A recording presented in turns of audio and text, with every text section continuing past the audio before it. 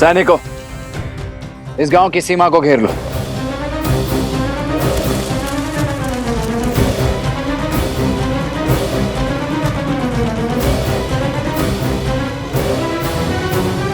कौशल की भूमि पर अयोध्या के ध्वज के स्थान पर यह चिन्ह लगाने का दुस्साहस किसने किया है?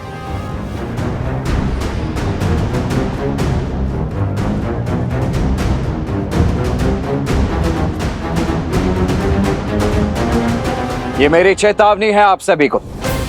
उन दोनों ऋषि कुमारों और उनके साथ आए अश्व को हमें अर्थात राजा राम के प्रतिनिधि लक्ष्मण को सौंप दीजिए।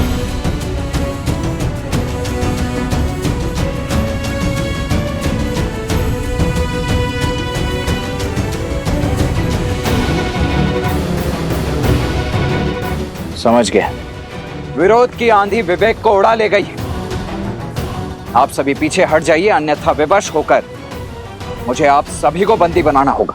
हमारे मन में राजा राम के लिए श्रद्धा भी है और सम्मान भी, किंतु हम लव को अपना राजा और उनके भ्राता कुश को अपना युवराज मान चुके हैं। इसलिए अब आपको हमारे गांव के भीतर आने के लिए उनकी आज्ञा लेनी ही होगी। ये कौशल राज्य है और यहाँ के केवल एक ही राजा है, कौशल नरेश, अयोध्यापति श्री राम। किंतु ये समय आप सभी की आंखों पर बंधी भ्रम की पट्टी खोलने का नहीं है। पग पीछे हटाइए। हम यहां उस अश्व और शत्रुघ्न को लेकर यहां से चले जाएंगे। आप में से किसी को कोई क्षति नहीं पहुंचेगी। पग पीछे हटाइए और भीतर आने दीजिए हमें। क्षमा करें, महाराज की अनुमति के बिना आप भीतर नहीं जा सकते। अन्यथा क्या? लड़ोगे हमसे? ये पीछे जो खड़ी है ये अयोध्या की वीर सेना है। जीत पाओगे इससे? नहीं, और इसलिए हमारे महाराज की आज्ञा के बिना भीतर आने के लिए हम सब के शवों पर पग रखकर बढ़ना होगा और हम सबको मारना होगा। मारना होगा, मारना होगा। आइए, रंगिए अपनी तलवार को हम निर्दोषों के रक्त से।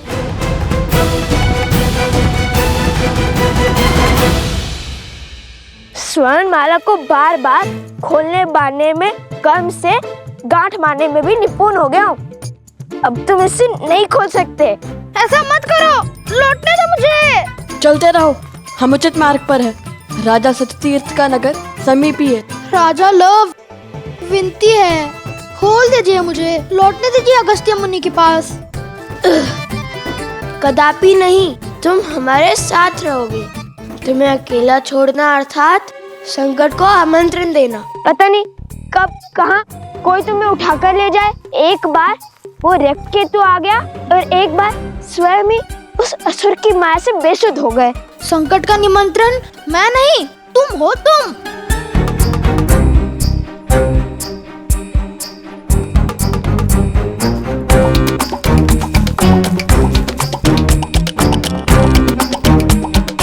रुक जाता तो अगस्त्य ऋषि से तनिक ज्ञान ही ले लेता। वो एक ग्रास में पूरा का पूरा वो तभी असुर खा गए थे। आता समुद्र को पीकर बंजर कर दिया था उन्होंने। ना कुछ सीख जाता उनसे। क्यों, जल पीना नहीं आता क्या? अच्छा, तो आलोकापुरी क्यों नहीं लेकर गए मुझे? ले जा रहे हो तो वो भी वहाँ जहाँ प्रेतों का डेरा है। मेरे पास तो स्वर्ण कमल की माला भी नहीं कि मैं अदृश्य हो सकूं। आलोकपुरी के मार्ग में हमने तुम्हें नहीं छोड़ा था। तुम स्वयं पीछे रह गए थे। इतना खाते क्यों कि भाग ही ना सको?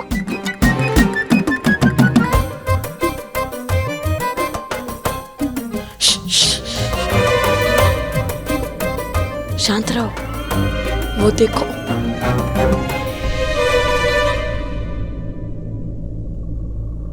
देखो, कहा था ना, तुम संकट में ले जाओगे मुझे। नहीं नहीं नहीं, कुछ जाने दो मुझे। मैं नहीं आऊंगा। देखो, तुम तो योद्धा हो, मैं तो साधारण सा बालक हूँ ना। देखो देखो, छोड़ दो मुझे। भाग सकता हूँ, लड़ नहीं सकता। चलो चलो। नहीं, कुछ नहीं होगा, कुछ नहीं होगा तुम्हें।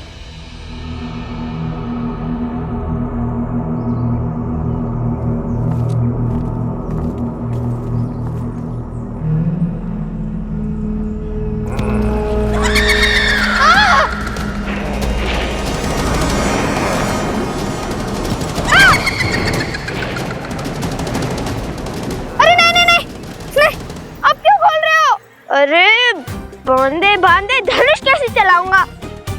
इतने भ्रमित क्यों? कभी खोलो कभी बांधो। नहीं,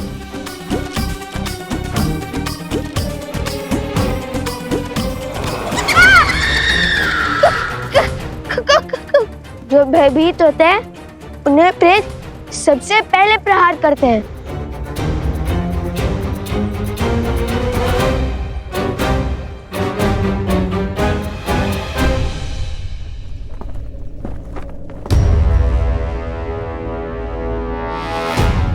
आप सभी मिलकर किसी को भी राजा बना देंगे तो क्या वो मान्य हो जाएगा?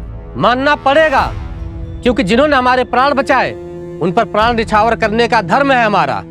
लव कुश जितने वीर हैं उतने ही धीर भी, वो हमारे रक्षक भी हैं और हमारे शुभचिंतक भी।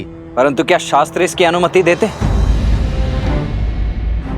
शास्त्र अनुसार संपूर्ण कौशल राज के केवल एक ही राजा हो सकते हैं और वो राजा हैं श्री राम।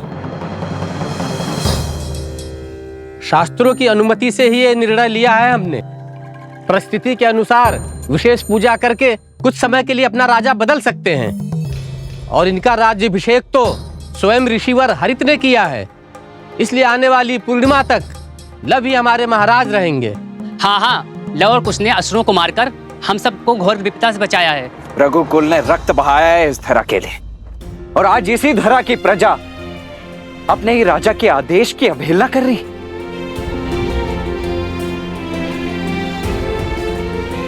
क्या लवकुश के कुल का भी भान है आप सभी को?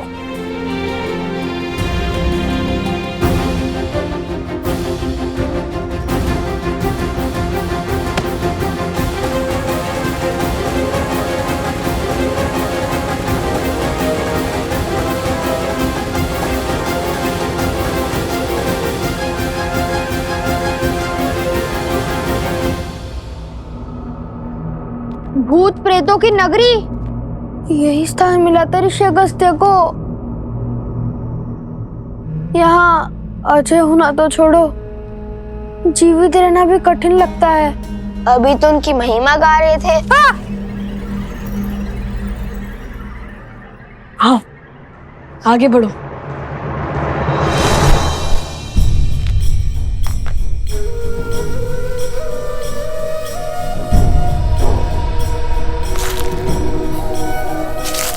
भैया सावधान।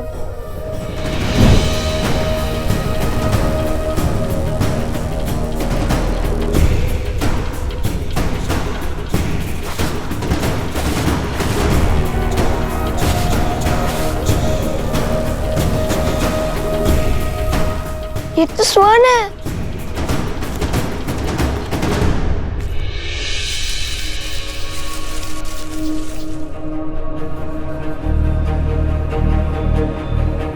और ये भी। भैया, ये स्थान स्वर्ण से बना है। कहीं हम लंका तो नहीं पहुंच गए? अच्छा, तो अभी तक कितने सागर पार किए हैं तुमने? पहले इस जाल से अपनी धोती को तो संभालो, फिर हंसना। समझ गया ये लंका नहीं है। अब चले आगे।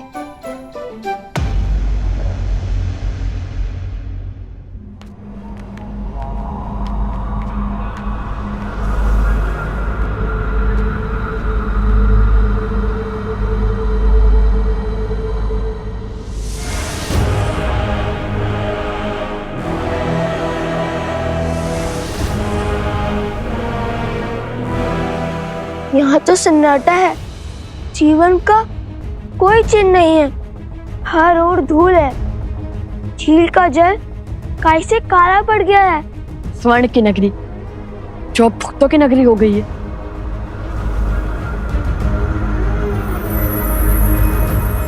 यह अवश्य ही सतीर्थ का महल होगा।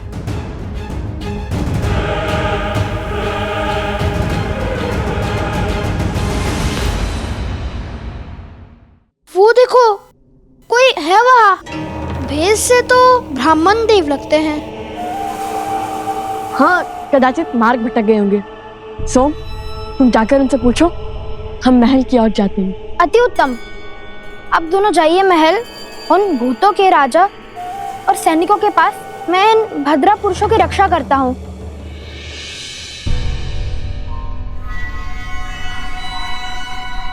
मैं तो बच गया। सुनिए ब्रह्मदेव। प्रेत!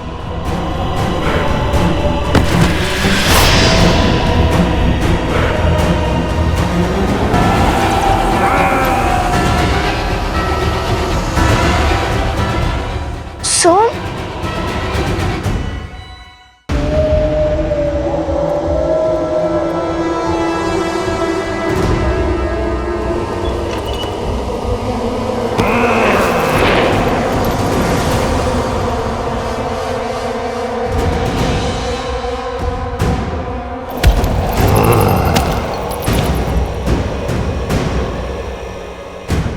प्रेतात्माएं जिनका श्राद्ध पूर्ण नहीं हुआ, कैसे पता भैया? उनकी शिखाओं को देखो।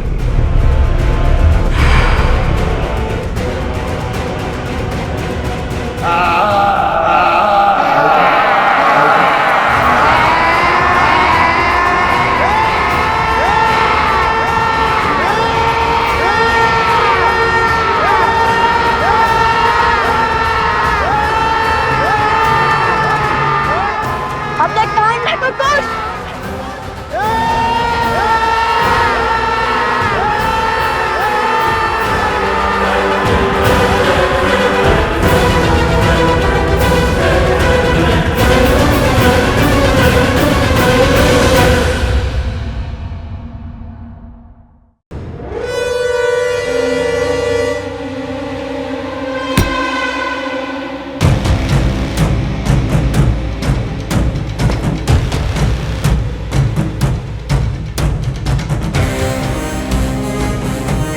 ये सब क्या हो रहा है?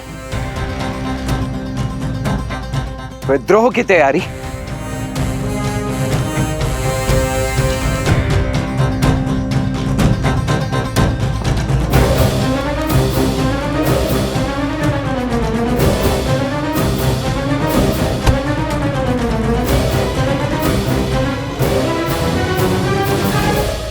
तो अब आप सब श्री राम के विरुद्ध उस शस्त्र उठाने को उत्सुक हैं।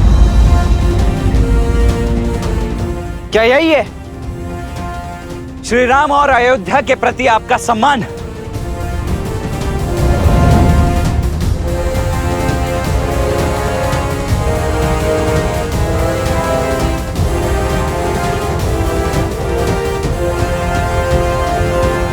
हम विद्रोह नहीं कर रहे हैं, हम राजभक्ति निभा रहे हैं। देखिए कुमार, हम आज भी आपका सम्मान करते हैं, रघुकुल का मान रखते हैं। जिस धर्म के लिए रघुकुल के ऋणी हैं, वही ऋण उन बालकों ने हम पर चढ़ा दिया है। धर्म कहता है आने वाले पूर्णिमा तक हम अपने नए राजा का साथ दें। अतः आपसे विनती है, आप भी तनिक अपनी प्रजा पर विश्वास कीजिए। अपने राजा की ढाल बनना यदि आपकी इच्छा है, तो अपने राजा की आज्ञा का पालन करना मेरा कर्तव्य है। उन दोनों ऋषि कुमारों ने हमारे अश्व और मेरे छोटे भाई शत्रुघ्न का अपहरण किया है। अब या तो आप हमें वो अश्व और शत्रुघ्न लौटा दीजिए, अन्यथा युद्ध के लिए सज्ज हो जाइए।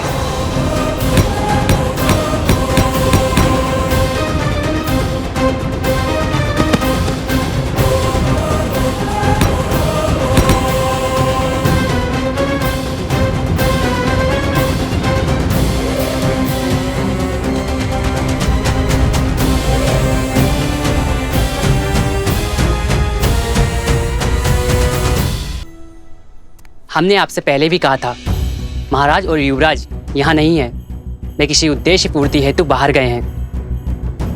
यदि आप उनके बिना भीतर आना चाहते हैं तो आपको हमें मृत्यु के घाट उतारना होगा और इस गांव को मरघट बनाना होगा, भूत प्रेतों का नगर बनाना होगा।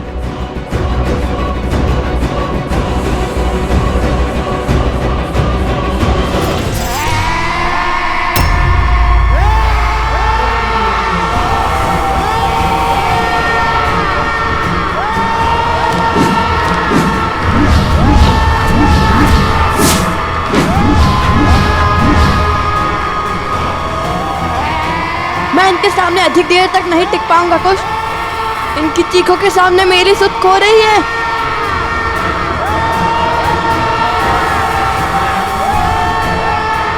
कुश, ये तो रुक ही नहीं रहे हैं।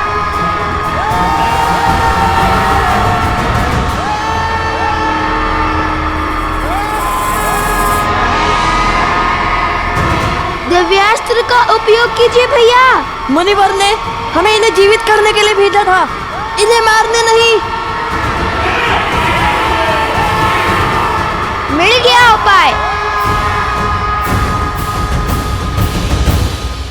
हनुमान, संभालो स्वयं को। माता मैं क्या करूं, मन उल्लास के सागर में गोते खा रहा है। उन्हें यहाँ वन में नहीं, वहां महलों में होना चाहिए। राजकुमारों के भांति जीना चाहिए माता। समर्पण से बोए और प्रेम से सींचे दाम्पत्य को खंडित करने का साहस कहां से लाती है नियति? क्या मैं अयोध्या के कल को आज उनके पिता के सम्मुख नहीं ले जा सकता माता? क्या प्रभु और आपके पग में पड़ी वियोग की बेड़ियों को मैं नहीं काट सकता माता? हनुमान, जब मेरा तप पूर्ण होगा तो मेरे प्रभु श्री राम मुझे और मेरे पुत्र को ढूंढने अवश्य आएंगे। भगवान वाल्मीकि और अन्य मुनिवर लवकुश को जिस पथ पर भेज रहे हैं वो तप का ही पथ है हनुमान। और तुम तो बल और बुद्धि दोनों के ही स्वामी हो हनुमान। तुम्हें कुछ समझाने या बताने की आवश्यकता नहीं है। जो उचित लगे वो करो। जब लवकुश का जन्म हुआ था तो शत्रुघ्न भैया यहाँ आए थे। तब मैंने उनसे कहा था, सूर्यवंश के इन सूर्य का तेज अयोध्या तक नहीं पहुंचना चाहिए। आप किसी से कुछ नहीं कहेंगे भैया, किंतु तुम्हें कोई आज्ञा, कोई आदेश नहीं दूंगी, क्योंकि मेरे पुत्र हनुमान का निर्णय अनुचित हो ही नहीं सकता। माता, आपने मुझे डाल दिया ना धर्म संकट में। मेरा मन कहता है कि अभी प्रभु को सब सत्य बता दूं, किंतु धर्म तपस्या भंग करने का मैं अपराध नहीं करना चाहता माता।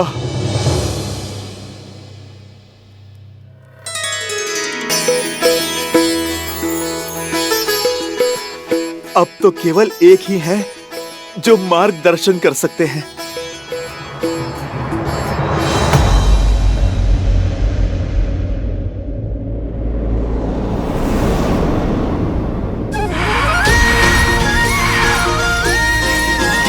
किंतु तुम्हें कैसे ज्ञात हुआ कि उनकी शिखा बांधने से वे शांत हो जाएंगे?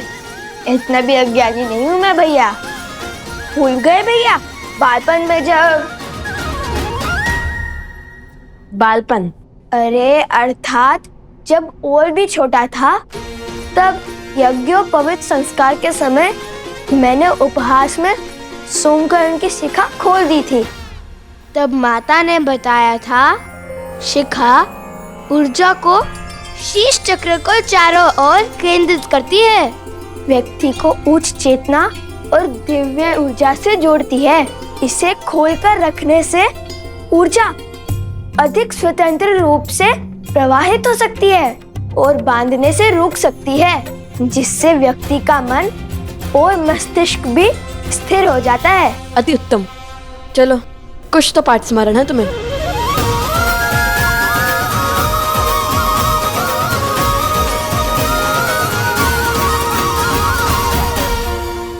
त्रिकालदर्शी भगवान वाल्मीकि को मेरा नमन।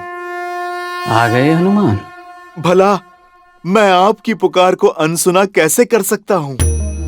आप मेरे आने का कारण तो जानते ही हैं। लव और कुश अयोध्यापति श्री राम के पुत्र हैं, किंतु संसार को ये सत्य बताने का समय अभी नहीं आया, क्योंकि आप उन्हें किसी बड़े उद्देश्य की पूर्ति के लिए सज्ज कर रहे हैं, जैसी आपकी इच्छा।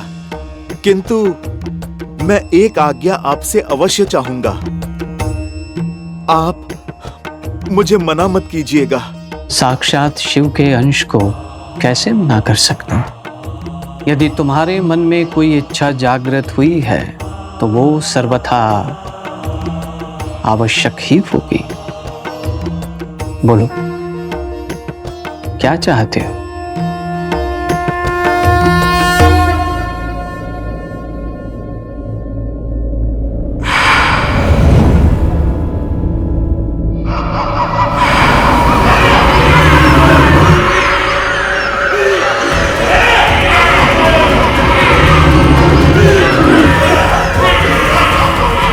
भैया, इन सब की शिखा बांधना तो संभव नहीं है।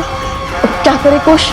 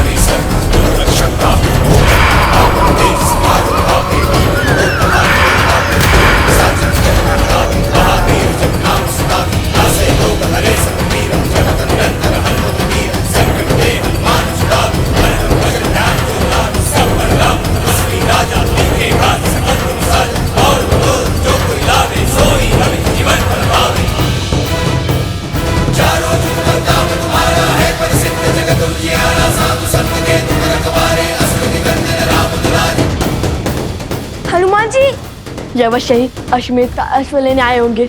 भागो कुश। अरे ऋषि कुमारों, रुकिए।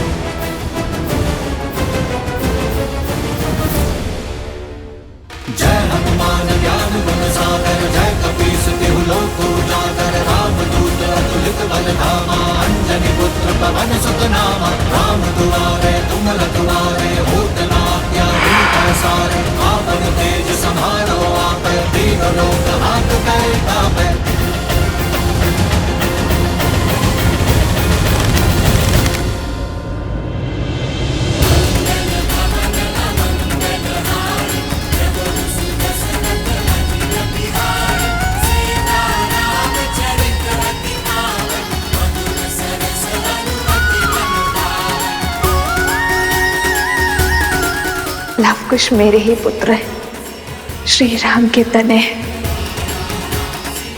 रघुकुल के वंशज हैं। आगे मत बढ़ना, अन्यथा अपने बाण से छल्ली कर देंगे हम। मेरे भैया मुझसे नहीं कहते। रुक जाइए हनुमान जी।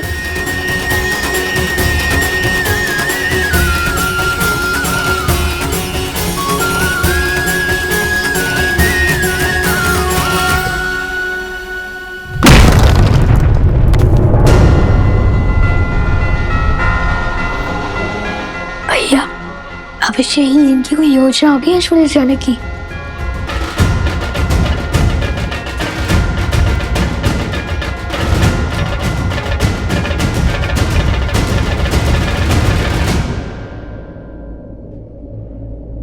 यदि आप अश्वमेध के अश्व को लेने आए हैं तो लौट जाइए। उसे ढूंढने में अपना समय व्यर्थ मत कीजिए। उचित कहा भैया। सुना है आप अमर हैं, कदाचित इसलिए बहुत समय है व्यर्थ करने के लिए। समय व्यर्थ करने वालों को एक दिन समय स्वयं व्यर्थ कर देता है। वैसे मैं यहाँ पर अश्व के लिए नहीं आया हूँ। मैं तो प्रभु श्री राम का सेवक हूँ, सैनिक नहीं। बिना इच्छा मैं नहीं लड़ता। तो फिर आप यहाँ क्यों आए? आप दोनों की सहायता करने। आप दोनों माता सीता की खोज में निकले हैं ना? उनका तो पुत्र मैं भी हूँ। आप दोनों का हाथ बटा दूं? तो श्री राम को हरा कर हमारे प्रश्नों का उत्तर देने के लिए बाध्य करेंगे, उनका साथ छोड़कर हमारा हाथ थामेंगे, प्रभु की सेवा से मुंह मोड़ेंगे। जब आप दोनों प्रभु श्री राम के समक्ष खड़े होंगे, मैं वचन देता हूँ, तब ना तो किसी का साथ दूंगा और ना ही हाथ थामूंगा। प्रभु राम की सेवा हो या फिर माता सीता की सेवा, वो दोनों एक ही तो हैं मेरे लिए। ठीक है, आप हमारे साथ आ सकते हैं। पहले बताइए, इस सहायता के बदले में क्या चाहिए आपको?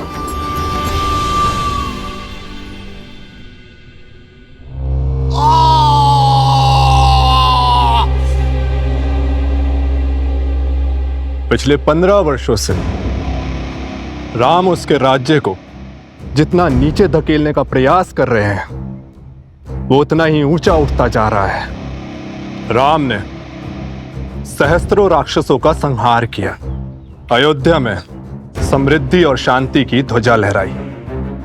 वहां ना कोई अब भिक्षा मांगता है, ना कोई चोरी करता है। उसने सब कुछ पा लिया और हमने सब कुछ खो दिया। आपका पुत्र, आपका राज्य, आपका सम्मान, आपके भाग में केवल एक जीत आई,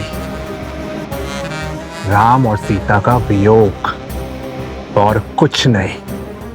आपकी पराजय हो चुकी है।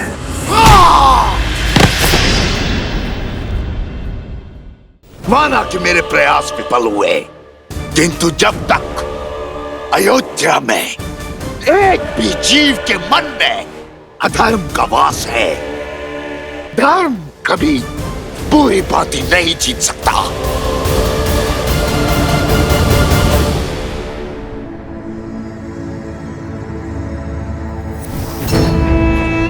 सत्य अनेक अर्थी नहीं होता है, उसका केवल एक ही अर्थ होता है, एक ही रूप होता है, एक ही स्वरूप होता है। जबकि मिथ्या शास्त्रों मुखोटे लेके घूमता है। दूध में दही की एक बूंद की भांति होता है। पहले पहले तो कुछ नहीं बदलता, किंतु फिर सत्य का स्वरूप भी बदल देता है। अगली चाल क्या होगी महाराज? अश्व। लव कुश ने उसे यही कहीं छुपाया होगा। मार डालो उसे। लक्ष्मण को वो अश्व जीवित नहीं मिलना चाहिए। अश्व मरा तो राम कभी उन बालकों को क्षमा नहीं करेगा, उनका अंत होगा। और तब हम उनका सत्य संसार के सामने लाएंगे। सीता इस विश्वासघात को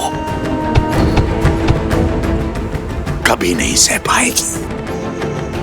पति से वियोग का विष तो पी गई, किंतु पुत्रों की मृत्यु का दंश नहीं सह पाएंगे।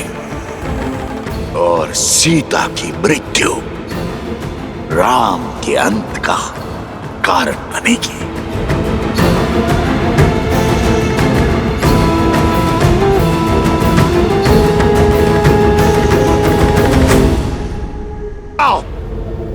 खोजो उस अश्व को। परंतु उस अश्व को मारेंगे कैसे? उसे तो देवताओं का संरक्षण प्राप्त है। स्मरण नहीं, प्रबंधासुर की क्या दशा हुई थी?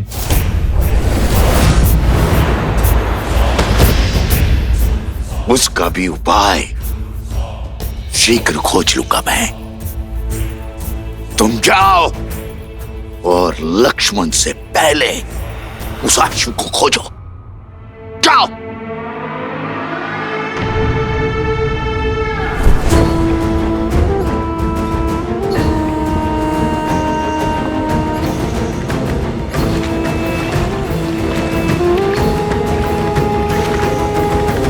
प्रतीक्षा करने के लिए धन्यवाद राजानुज। मेरी प्रतीक्षा को धैर्य समझने की भूल ना करें महोदय। मैं केवल अपने भैया की आज्ञा का पालन कर रहा हूं। ये शांति केवल मेरे भैया की इच्छा के कारण है। उनकी इच्छा है कि इस अश्व को ढूंढने में तनिक भी रक्तपात ना हो। मैं बिना आपकी सहायता के स्वयं उन दोनों ऋषि कुमारों को ढूंढ लूंगा।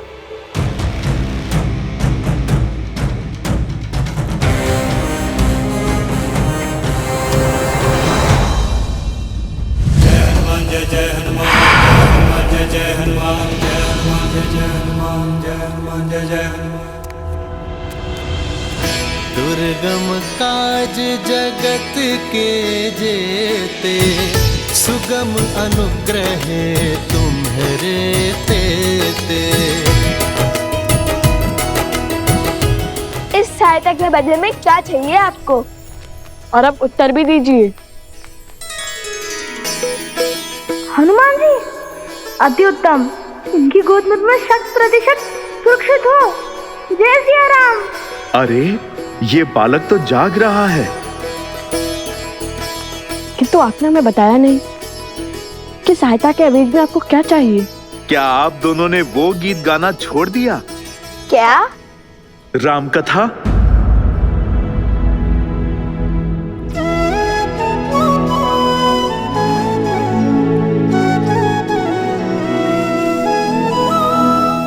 अद्भुत गान किया था आपने।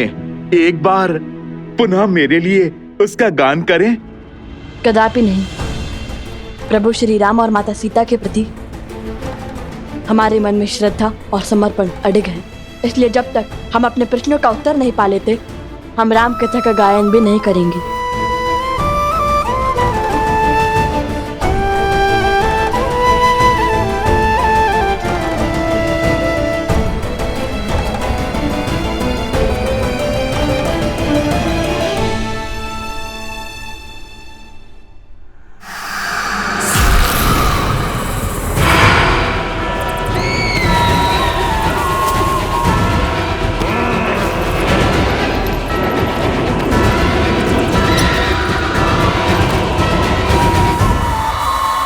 हम प्रश्न करना चाहते हैं उनसे, और ये प्रश्न केवल उनसे नहीं हो सकता, तो चल पड़े माता सीता को खोजने।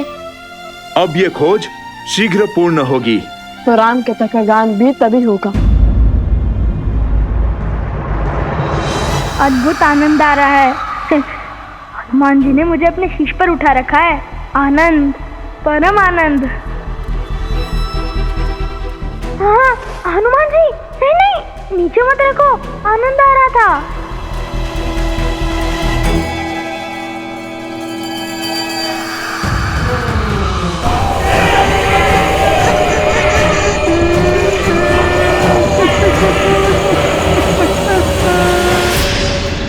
कलाकार तो कला के लिए हठी ही होता है ना? केवल कला नहीं, अपने सिद्धांतों के लिए भी।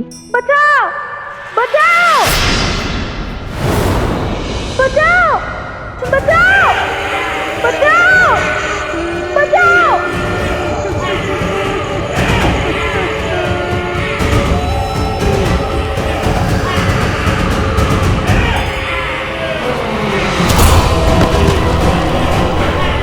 भोजन, अरे भोजन।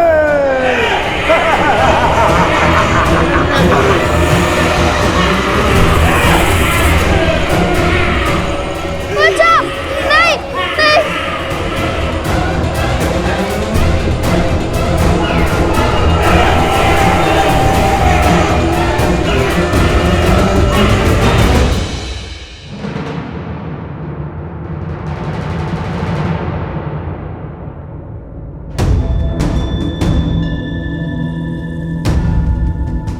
मेरा हृदय कहता है कि मेरा भाई शत्रुघ्न यहीं कहीं पास ही में है, और मैं ये भी जानता हूं कि निश्चित रूप से वो सुरक्षित भी है। भला दो कलाकार ऋषि कुमार महावीर शत्रुघ्न को क्या ही क्षति पहुंचा देंगे।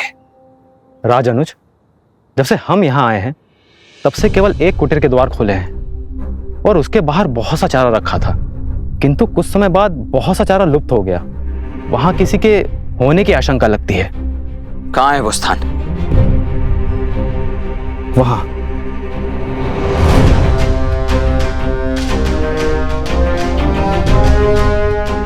ये इतना सारा चारा गौ अथवा किसी अश्व के लिए ही होता है। भैया का आदेश ना होता तो मैं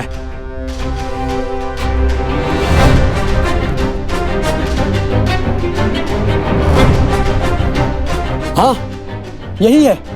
चौथी बार चारा लेकर आया है यहाँ पर।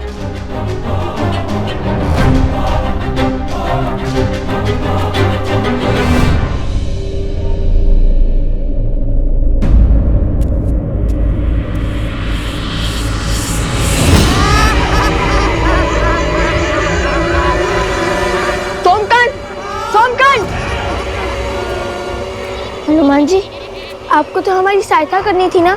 कुछ हमें कुछ करना होगा। नहीं, तुम्हारी रक्षा करने हेतु मैं बाध्य हूं। ये परीक्षा है मेरी, मुझे ही पूर्ण करने दो।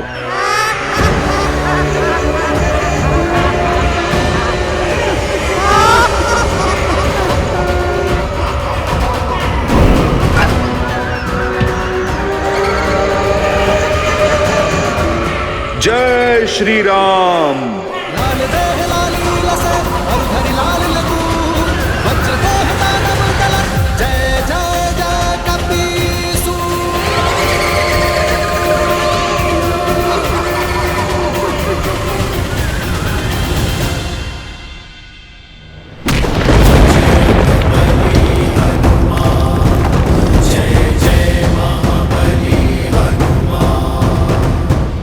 ये बालक मेरे साथ हैं।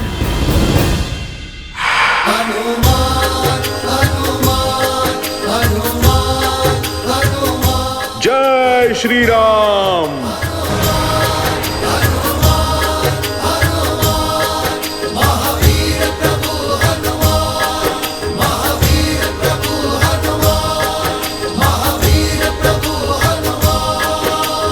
धन्यवाद हनुमान जी, आपने मुझे बचा लिया।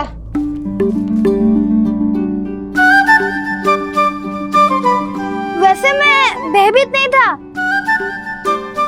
मैं तो बस देखना चाहता था कि आप उन्हें कैसे भगाते हैं। बहुत उत्तम शक्ति प्रदर्शन किया आपने। अब तो आपने भी जान लिया होगा, इसे अकेले छोड़ना सही नहीं है।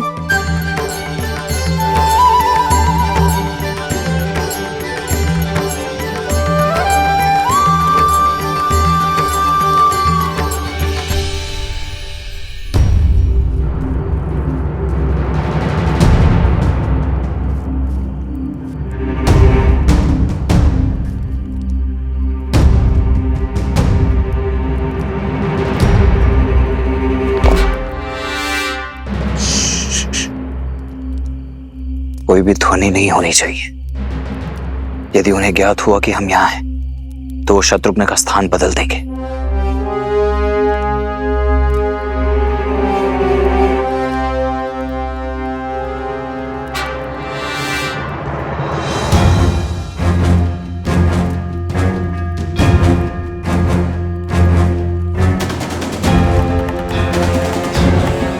असंभव। अभी कुछ ही क्षणों पूर्व तो यहां इतनी सारी घास रखी हुई थी, अभी अभी समाप्त। यह निश्चित रूप से किसी अश्व का ही भोजन है, परंतु यहां कहीं कोई अश्व दिखाई क्यों नहीं दे रहा है? मित्र, ये अश्व को खोज रहे हैं या राजनु शत्रुघ्न को?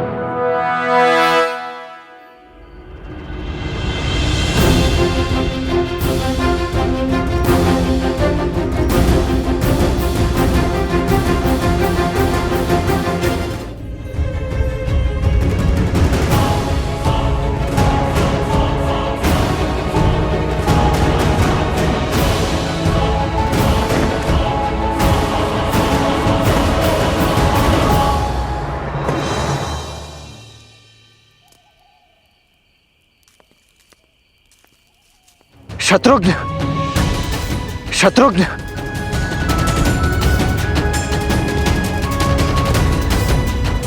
शत्रुघ्न,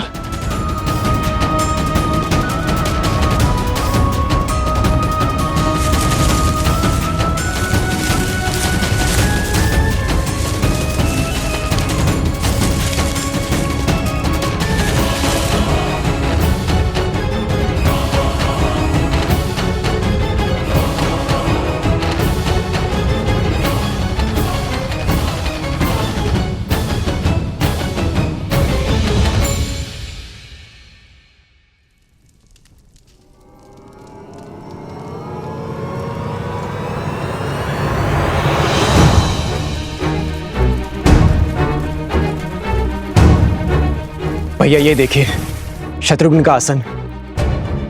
ये तो अवश्य अनिष्ट का प्रतीक है। किंतु ये सब हुआ कैसे भरत? संध्या के पश्चात जब सेवक दीपक बुझा रहे थे तब।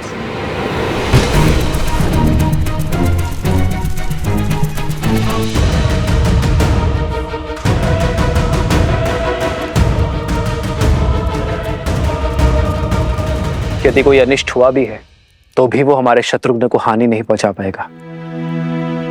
हनुमान और लक्ष्मण उसे खोजने गए हैं ना। भैया मैंने लक्ष्मण की ओर एक दूत भेजा था और उसकी कोई सूचना नहीं मिली। मेरा मन बहुत घबरा रहा है। जब तक स्वयं सूद नहीं लूंगा तब तक मेरा मन अधीर ही रहेगा। आप मुझे आज्ञा दीजिए। प्रकृति कभी सीधे संदेश नहीं देती। भिन्न भिन्न मार्गों से, भिन्न भिन्न संकेतों से हमें अपनी बात समझाती है महाराज। जी आचार्य। और उन ऋषि कुमारों का लक्ष्मण और शत्रुघ्न को आहत पहुंचाना असंभव है। यदि वो दोनों चाहते तो सम्मोहन अस्त्र का प्रभाव कर बेसुध शत्रुघ्न को हानि पहुंचा सकते थे, किंतु वो लौट गए हैं। अवश्य ही कोई कारण है जो हमें ज्ञात नहीं है। भैया ये घटना उससे भी अधिक चिंताजनक है।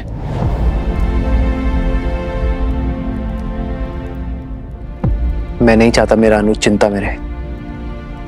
कल सूर्य की पहली किरण के साथ तुम प्रस्थान करोगे भरत। जो आज्ञा भैया।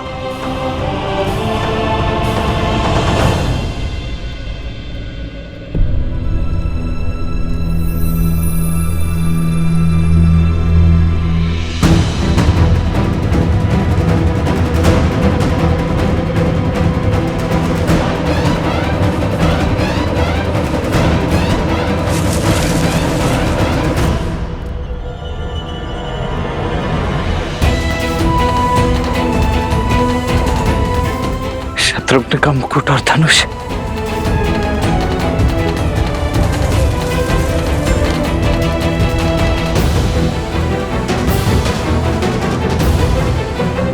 अर्थात मेरा संदेह सत्य ही है। शत्रुघ्न को उन दोनों ऋषि कुमारों ने ही छिपा है।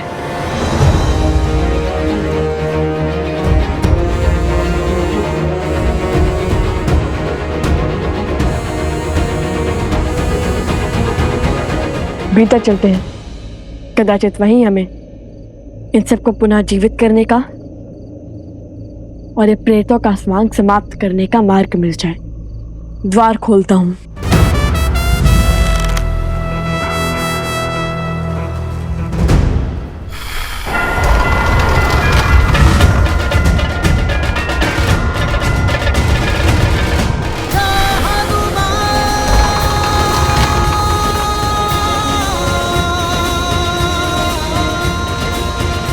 हनुमान जी, आपके बल से परिचित है हम, किंतु ये कार्य अगस्त्य ऋषि ने हमें सौंपा है, तो कृपया करके ये दायित्व हमें ही उठाने दे।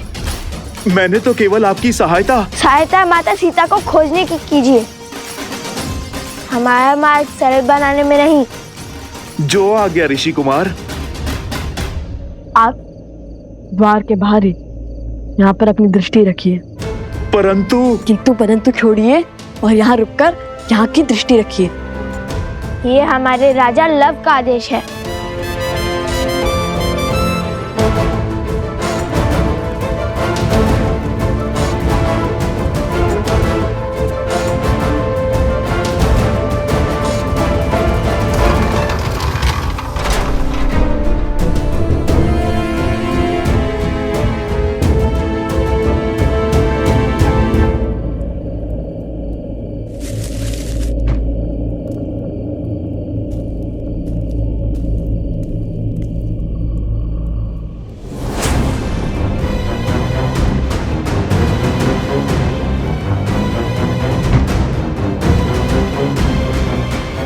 अरे यहाँ कौन आया था?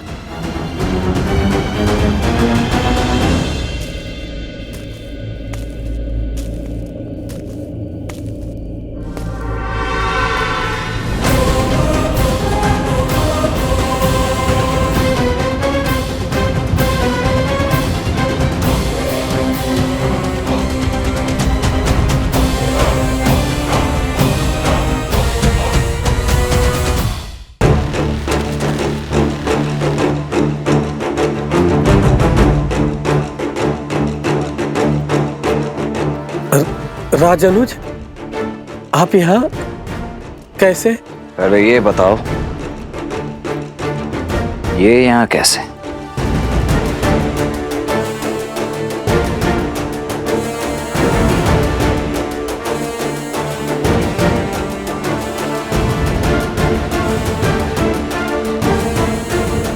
देखो, इतना तो मैं भली भांति समझ गया हूं कि मेरा भाई है यहीं कहीं, परंतु उसे छिपाया कहां गया है ये अब तुम बताओगे।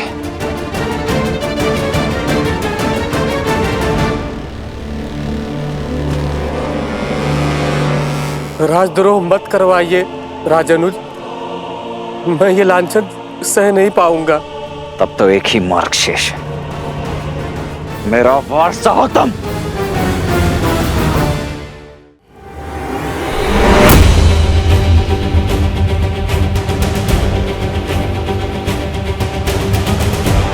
अब प्रश्न केवल अश्व का नहीं, मेरे भाई राजानुज शत्रुघ्न का भी है।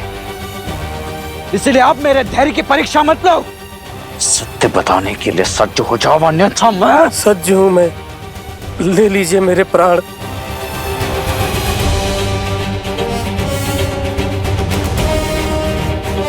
अच्छा लगा ये देखकर कि इक्ष्वाकु वंश ने जो धर्म का बीज कौशल राज में बोया था, वो अब राजभक्ति का घनघोर वृक्ष बन चुका है। किंतु मेरी एक बात ध्यान से सुन लो, या तो आज तुम्हारे मुख से सत्य निकलेगा, अन्यथा निकलेंगे प्राण, और केवल तुम्हारे नहीं, उन दोनों ऋषि कुमारों के भी। युद्ध में 2 क्षण भी मेरे समक्ष टिक नहीं पाएंगे, वो धराशायी हो जाएंगे तुम्हारे नए नवेले राजा।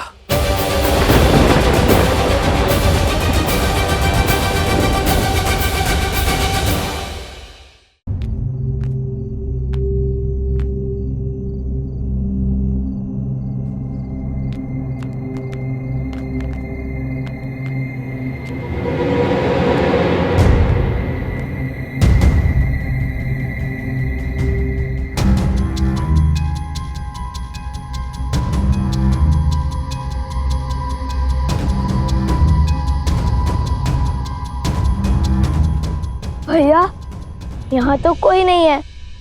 क्या हम राजा शततीर्थ का आह्वान करें, उन्हें युद्ध के लिए ललकारें? किंतु क्या शत्रु का आह्वान करना उचित होगा? क्या प्रेत रूप में वे हमारी बातें समझ पाएंगे?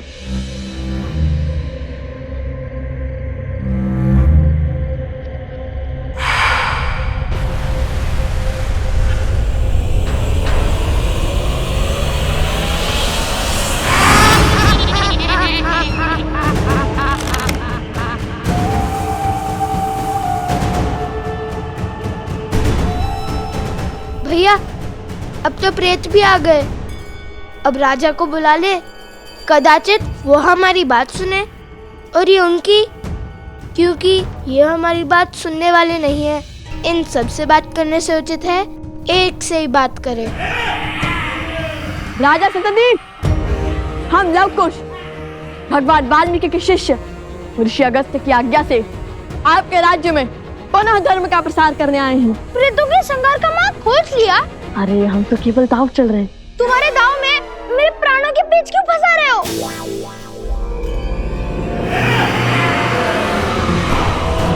भैया, ये तो हमारी ही ओर आ रहे हैं।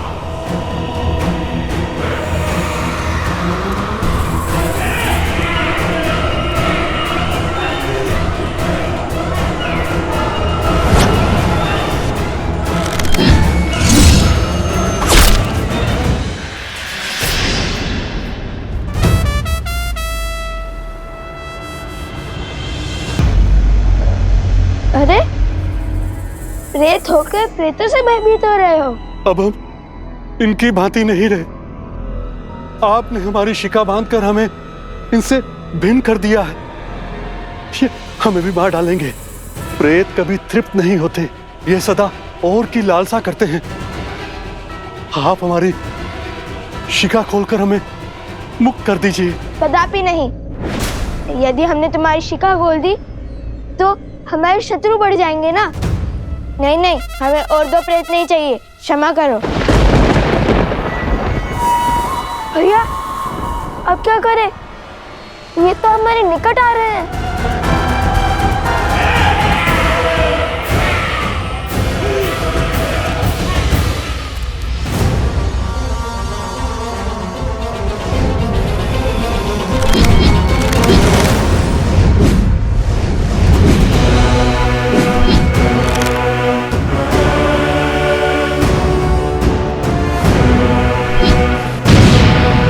एक क्षण कुश।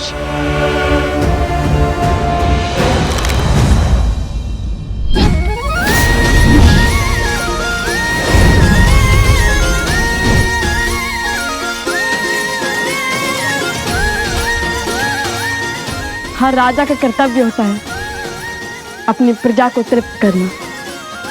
तो राजा सततीर्थ को भी उनकी प्रजा की चिंता तो होगी ही ना। राजा स्वामी नहीं, सेवक होता है। आइए हम सब साथ भोजन करेंगे। समझ गया भैया, आप आगे बढ़िए, मैं इन्हें रोकता हूँ।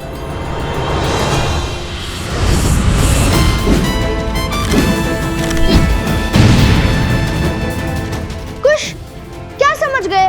वो प्रेतों के राजा ने आकर हम पर आक्रमण कर दिया तो हम कैसे बचेंगे? देखा जाएगा।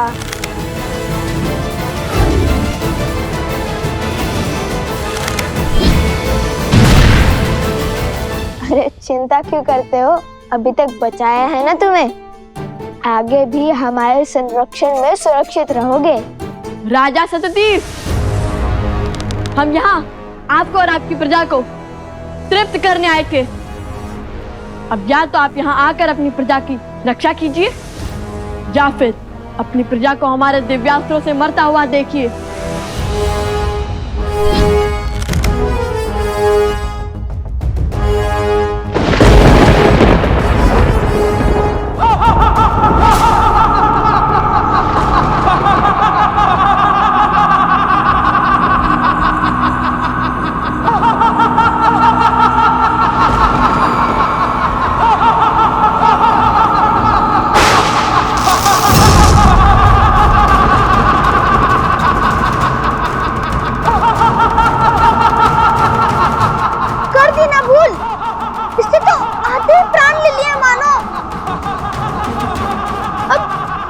इसे अपने पक्ष में।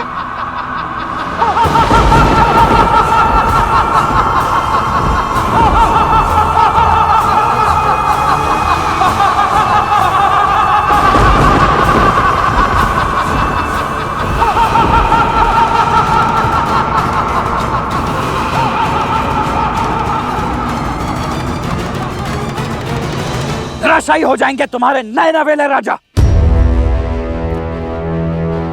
किंतु यदि तुमने मेरे भाई का पता बता दिया तो तुम्हारे गांव के साथ साथ उन दोनों ऋषि कुमारों को मृत्यु से बचाने की चेष्टा अवश्य करूंगा मैं।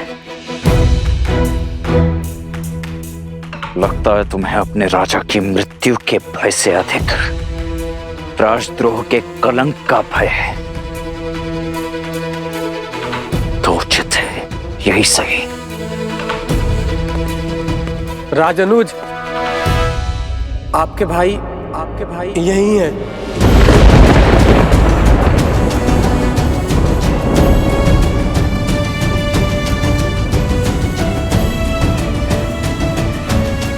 आइए।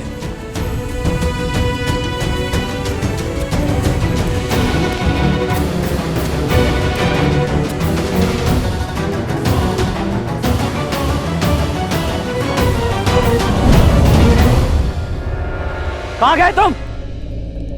कहां हो?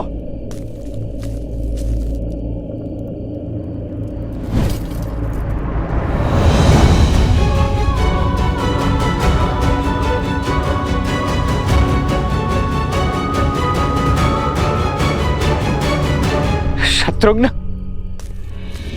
शत्रुघ्न,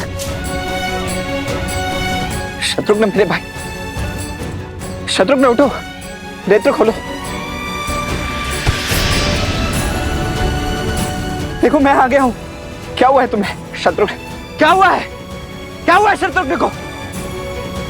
शत्रुघ्न नेत्र खोलो, उठो, उठो शत्रुघ्न, शत्रुघ्न उठो मेरे भाई, उठो, नेत्र खोलो मेरे भाई, शत्रुघ्न।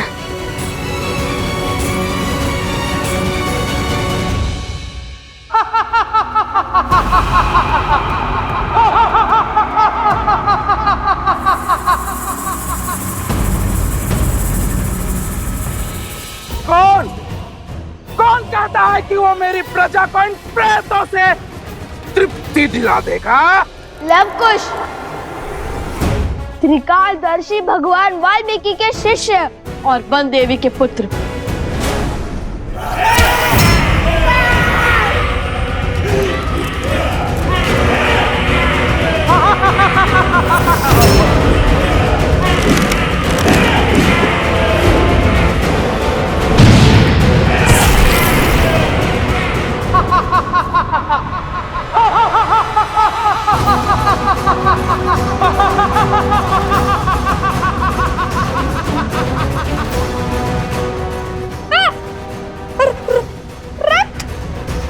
अद्भुत, अद्भुत पराक्रम।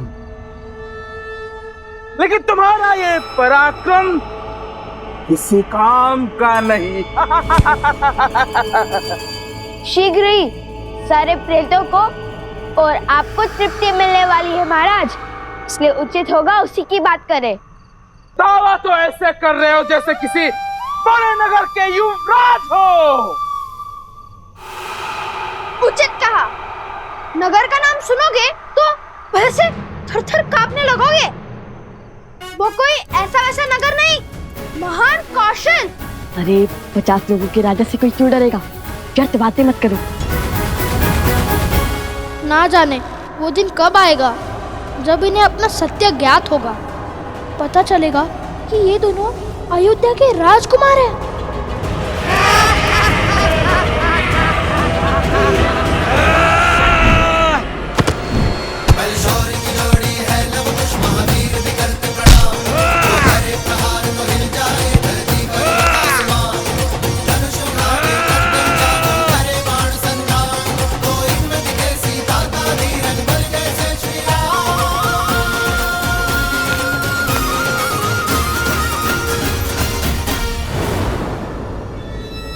राजा सततीर्थ, अपने प्रेतों को रोकिए और हमें इनकी सहायता करने दीजिए। ये प्रेत हैं, इन पर मेरा वश नहीं, और ना ही इनका इनके पेट पर। इनकी भूख कभी शांत नहीं हो सकती।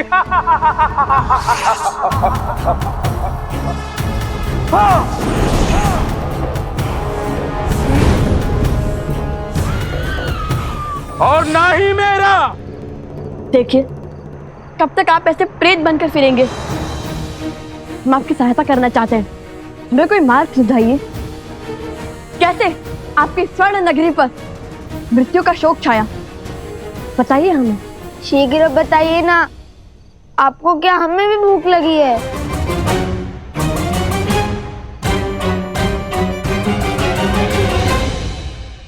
बहुत साहसी बालक हो। मैं तुम्हें कुछ समय देता हूं, अपने प्रश्नों के उत्तर सुनो।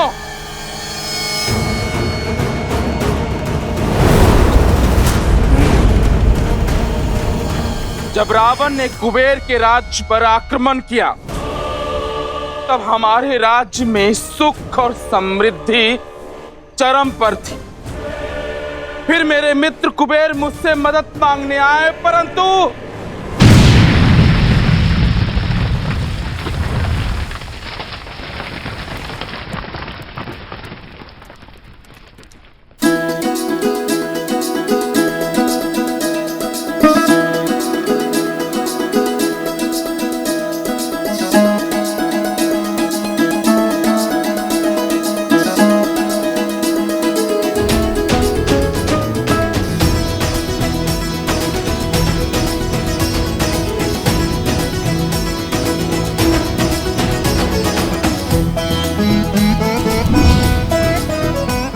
मित्र सततीर्थ,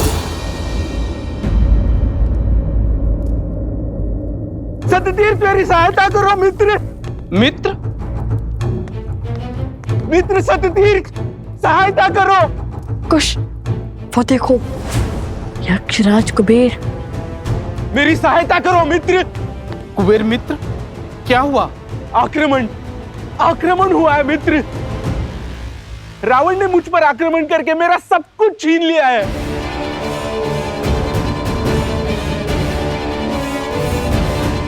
मैं द्वार द्वार भटका और सहायता की भिक्षा मांगी, किंतु मित्र मुझे खाली हाथ लौटना पड़ा।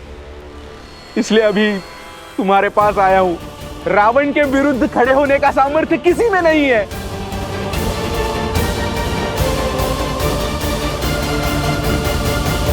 मित्र हूं, इसलिए सहायता से ना नहीं कर सकता, पर राजा भी हूं और अपने राज्य का संहार नहीं देख सकता। इसलिए जब तक तुम चाहो यहां रह सकते हो। इस नगर की दीवारें तुम्हें रावण के प्रकोप से बचाएंगी, किंतु मैं उससे युद्ध करने नहीं जाऊंगा, क्योंकि ब्रह्मदेव का उसे वरदान प्राप्त है। वो अमर है। मेरे साथ साथ मेरे राज्य और प्रजा सभी को वो नष्ट कर देगा। मित्र सततीर्थ, संकट की घड़ी में मैंने सदैव तुम्हारा साथ दिया है। ये धर्म की तलवार हाथ में थामे ऐसा अधर्म कैसे कर सकते हो तुम? अपने सुखी राज्य को दुख के भंवर में नहीं डाल सकता मैं। बरसों से मेरी प्रजा ने युद्ध नहीं देखा है मित्र। अर्थात वैभव और विलासिता के भूख ने तुम्हारा सामर्थ्य छीन सा लिया है ना? असहायता की आड़ में तुम्हारी कायरता छिपा रहे हो तुम। लेकिन याद रहे, हर धर्मात्मा का यह परम कर्तव्य होता है कि वो धर्म के पक्ष में खड़ा रहे। और जो धर्म के पक्ष में खड़ा नहीं, वो मानव नहीं, प्रेत है। सदा सदा के लिए भूखा है, अतृप्त है। राजा सततीर्थ, मैं तुम्हें श्राप देता हूं। तुम और तुम्हारी प्रजा उसी स्वरूप हो जाओगे जैसे तुम भीतर से हो। मित्र कुबेर, तुम और तुम्हारी प्रजा प्रेत योनि में चले जाएंगे।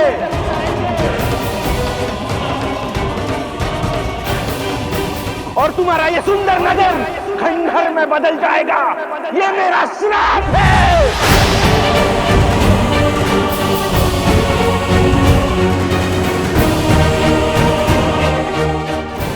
ये अच्छा नहीं किया राजा सततीर्थ ने।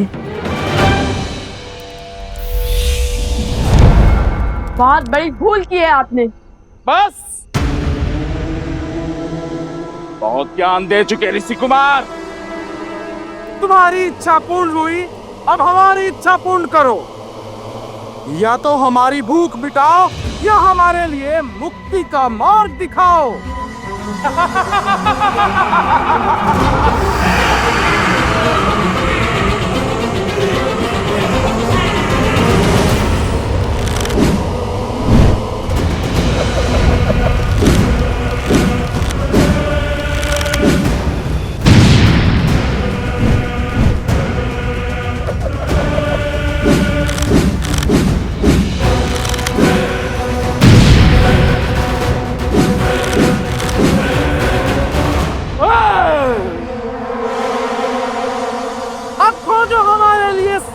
सदा के लिए भूख तृप्त करने का मार्ग, अन्यथा हमारे प्रेत तुम्हें खा करके क्षण भर के लिए अपनी भूख मिटा लेंगे। मुझे अपने दिव्यास्त्र का प्रयोग करने पर विवश मत कीजिए राजन।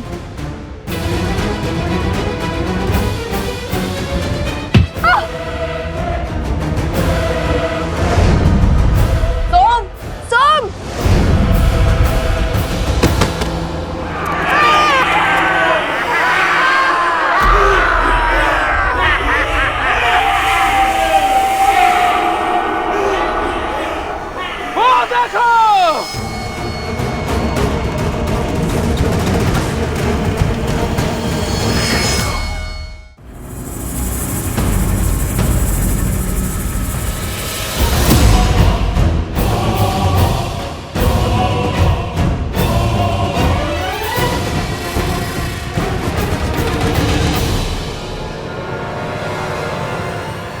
चलाओ दिव्यास्त्र।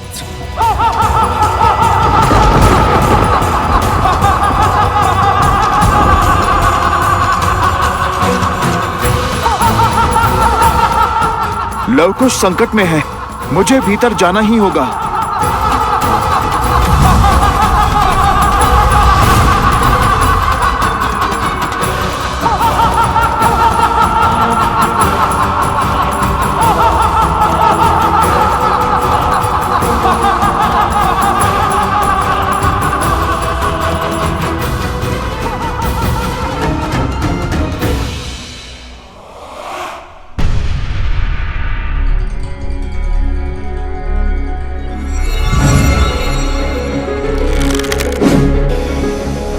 अरे, भीतर आने का इतना क्रूर दंड।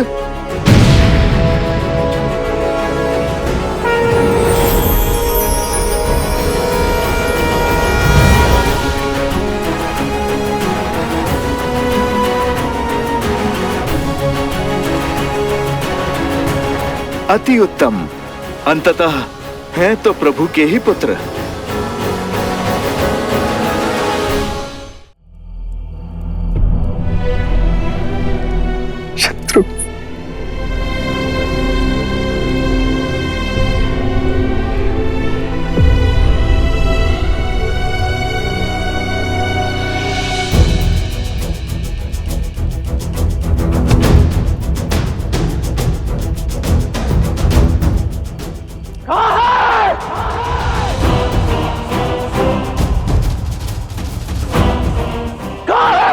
ऋषि कुमार, उत्तर दो!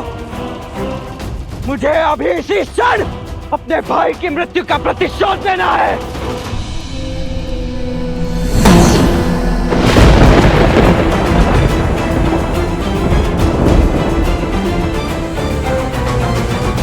कहाँ है लवकुश?